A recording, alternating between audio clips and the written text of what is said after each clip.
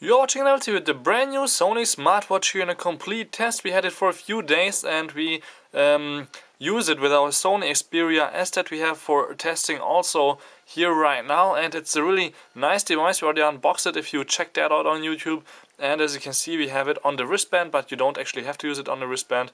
Without it, it's actually also a quite nice device. You can clip anywhere, like with the iPod I think Nano, and of course, as you can see, it's quite fast. It looks really good, and I will of course show you also how to install your first program and what kind of basic features you can use with this. Otherwise, there is of course unlimited possibilities with this Sony Smartwatch due to the feature that you just can download the SDK and program anything you want. For example, this status viewer, which tells me that my Sony Xperia S is charged 81%, has 2 of 4 bars, and we are connected over Wi-Fi, so I can check out the weather already also with the information about the next few days here in Munich, what weather we will have.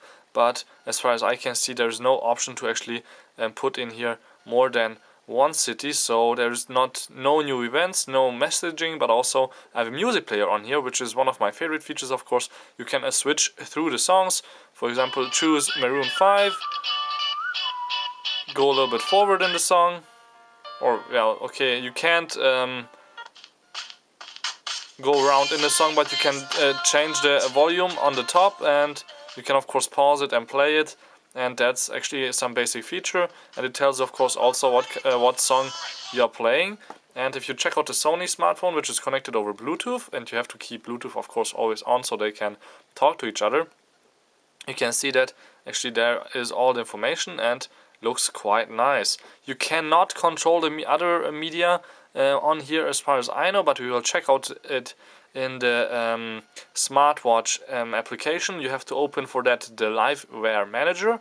Then we have the smartwatch, and you can see here all the programs that you could install. As you can see, we have some enabled. For example, if you go on the music player, you can have some settings, like for example, you can enable and disable it, display it as a widget, and set maybe some more actions like which music player it should control.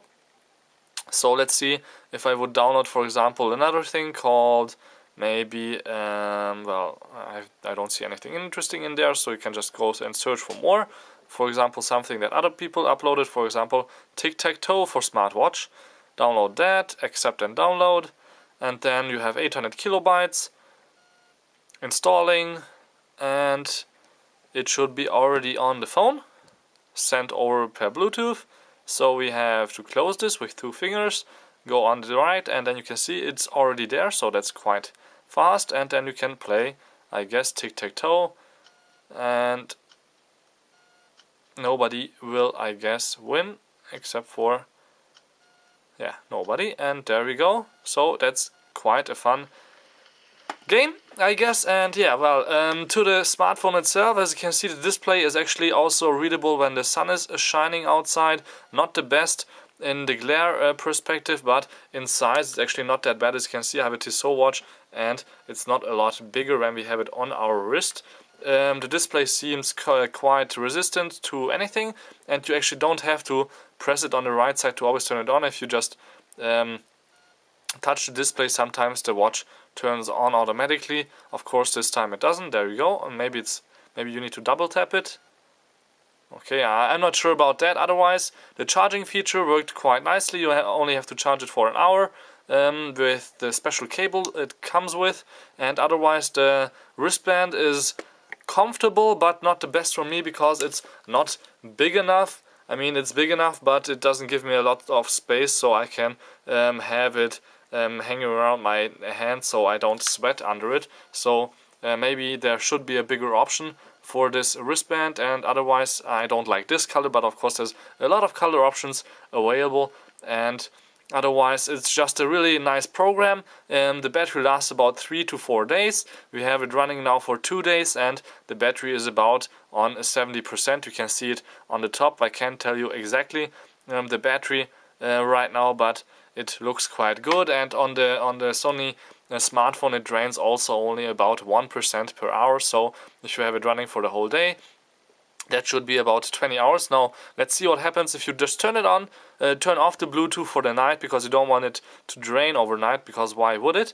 So if you turn off the Bluetooth like that, of course the Sony Smartwatch still works, but you just have on the top this little sign that you don't have a connection, and it's looking for one if you want to do anything.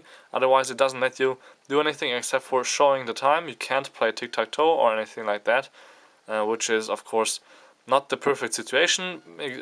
For example, if you lose your phone, you won't be able to use your smartwatch till you not pair it with something else. But as soon as you turn on your Bluetooth, it will work again. So this was Endeavor TV with the Sony Smartwatch. My name is Balázs Gál, and I hope you liked this little demonstration. Please tune in again with other videos, and of course we have the Sony Xperia S test coming up soon also. Thank you much for watching, and till next time.